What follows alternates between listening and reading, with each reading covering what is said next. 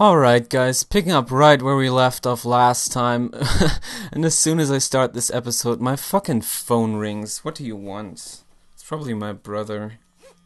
Yes it is. I'm not gonna answer you just yet. You'll have to wait at least, well, I guess around 15 minutes for me to finish this episode.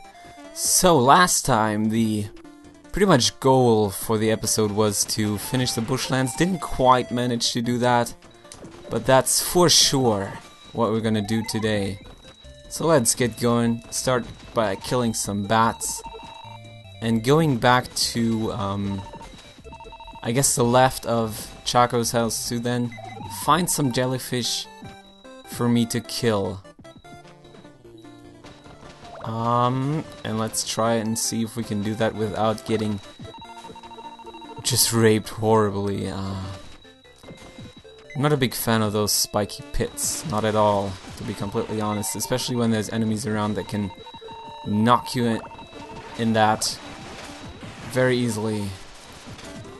So you guys just eat my Polar Star shots, let me go through.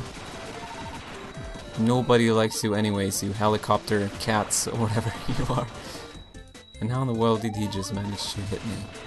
I don't even know. In general, it's really hard to play games, and like, keep constantly talking over them. But with Cave Story, it's even more difficult, I feel. Because it's a game where you have to be precise in order to do well. Oh man. Stupid king jellyfish over there. Thank you very much for the jellyfish juice. And that should do the trick. Alright. So now, having activated those fans in the last episode by just turning on the power in the power supply room, we're now able to get just behind Chaco's house. Oh, no. You shouldn't do that. Ever. You should not jump on this pillar in the middle. I'll see you right back. Past that pillar. God fucking damn it, now I have to replay like 5 minutes. Anyways, until then. Geronimo! Ah, man, finally, what a bitch that fucking jump is. But anyways, we now have everything we need. Finally, and we can now go to Malco. That's his name. Did I even mention that? Probably did not. Anyways, we have now everything, we can give it to him and he's gonna make us a fancy bomb. Alright, and there we have it. So now we can free this guy that was all this time locked up in that shed over to the right, and hopefully he's gonna be able to help us because still we don't know what the hell is going on. So let's save so I won't have to do that again. God, man, that was once again very horrible on my part. Should not have died there. Let's now use the bomb on this door, and as we are now finding out, the person inside is actually, what's his name, Kazuma? Man, I haven't recorded Cave Story in a good while. I believe his name is Kazuma. And as we know, this is Sue's brother. So Kazuma Sakamoto. Or Sakamoto. I don't even know. I love when people that are actually familiar with like Japanese or whatever pronounce stuff. It always sounds really cool. Yes, so he, once again, kind of refers to his situation being very terrible and him almost eating the cockroaches off the floor. But now it's really a surprise that we know everything what the fuck he's talking about. So Sue, the Miga village, we've been there before. And we'll also meet somebody new. And this is actually Professor Booster. A very funny person, and he's friends with Sue and Kazuma and all of them.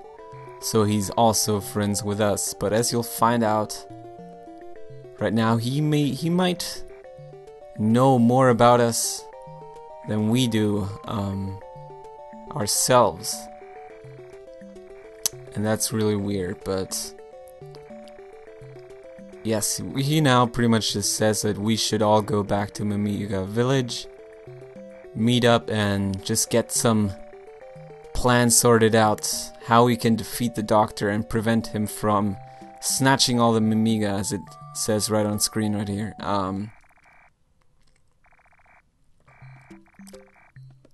So hopefully they'll stop talking fairly soon, and we'll be able to go back to Mimiga Village.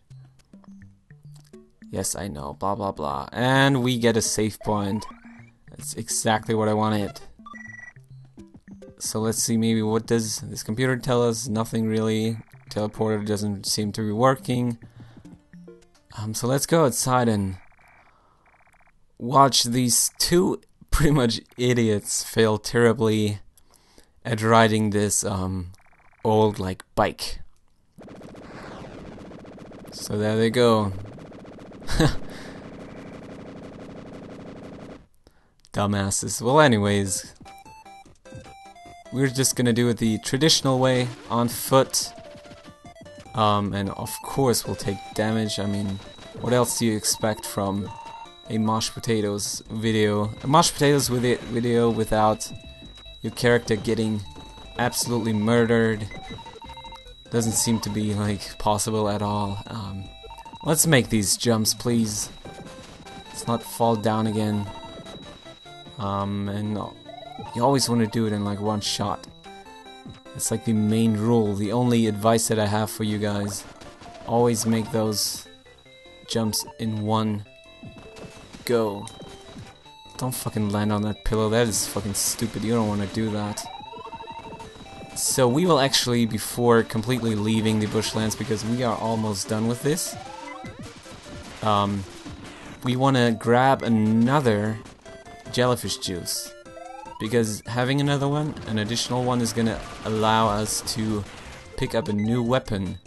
And a weapon that I really like, for whatever reason. So let's try to not get killed, pick up some jellyfish juice, and then return to Mimiga Village to meet up with all those people. The doctor, or not doctor, the Professor Brewster, and Kazuma. And also Sue, because as you might be able to remember, she's still trapped in that cage now, isn't she? So, jellyfish juice, that is really good to have. Now let's equip our Polar Star and just try to make it back to the initial teleporter in the Bushlands as fast as possible, without getting killed. Alright, here we are. As we can see, that's where they crashed. Yes. And I don't know why, but I feel like I should save again. Just to be really safe and not have to do. So just so I don't have to do all this shit again. So let's go back to Arthur's house. And that is hopefully where Kazuma and all those people are at.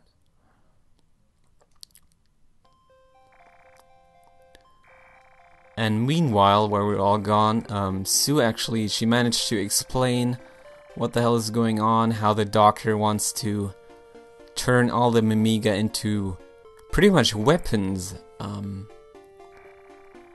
And she managed to just make King and what's his name? The guy with the glasses, I don't know, number 2, I believe, is his like rank in the Mimiga Village, but I forgot his name. But she managed to make those people free her, and that is really nice to see. Because we got our Sue back, and we got all people gathered pretty much. Professor Booster, man. It's really hard to speak apparently, I don't even know what's wrong with me. But yes, they're all happy to see each other. I'm not here, so I don't really get to be part of this celebration. And I'm really upset because that is the case. Because, man, I do need some love. It can't just be Sue and Professor Booster who get the love. That is not fair, but here we are. And so I guess... What's the time on this? 13 something, and I then died, so we still have a good bit to go. Let's save again. And then talk to all these people and then pick up the weapon. Alright. Kazuma, you're just such a funny guy. What do you have to tell me? It's super nice to see you again. I missed you almost.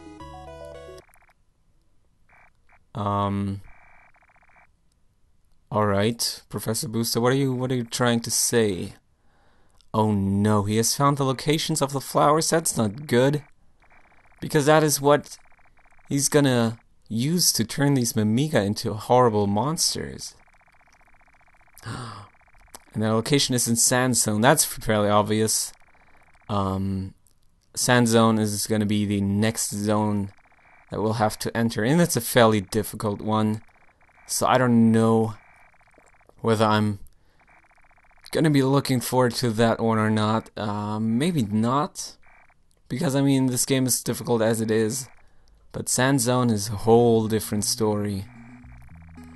But now we'll actually get to some story about ourselves, because up to this point we haven't really found out anything about us. We just sort of jumped in to this adventure, and Professor Booster now informs us that we are a armed recon robot that was dispatched like years ago, and apparently all the other robots, pretty much my family was destroyed after the war. Some kind of war where robots were used as like killing machines. And that is also why, as you might have noticed in some earlier episodes, people are somewhat skeptical around us. They're like, ugh, I don't know about you, man, maybe you should get the fuck out. But that's pretty much the reason for that behavior. So now that we have the jellyfish juice and we are in Mimiga Village, we can now get a new gun, and it should be right here in the assembly hall. So let's just use the jellyfish juice on this. And there's something buried within the ashes. Obtain the... So, guys, how are you supposed to pronounce this? I really don't know. Bubbling? I don't know. I'm just gonna call it Bubble Gun. And it's a cool gun. It shoots out bubbles. Level 1 is not really good at all, to be completely honest. But level 3 is fairly cool, because you'll be able to then shoot like a whole lot of them, and they're gonna range in some kind of shield formation around you, so that's really nice to have. So, having that done and out of the way, I'm now gonna end the episode. Next time we'll check out the Sand Zone. Hopefully you enjoyed this episode. I finally managed to beat the Bushlands. It feels great. It feels so good. Now I'm gonna go and grab some food. Yep, that sounds like a plan. Until next time, goodbye.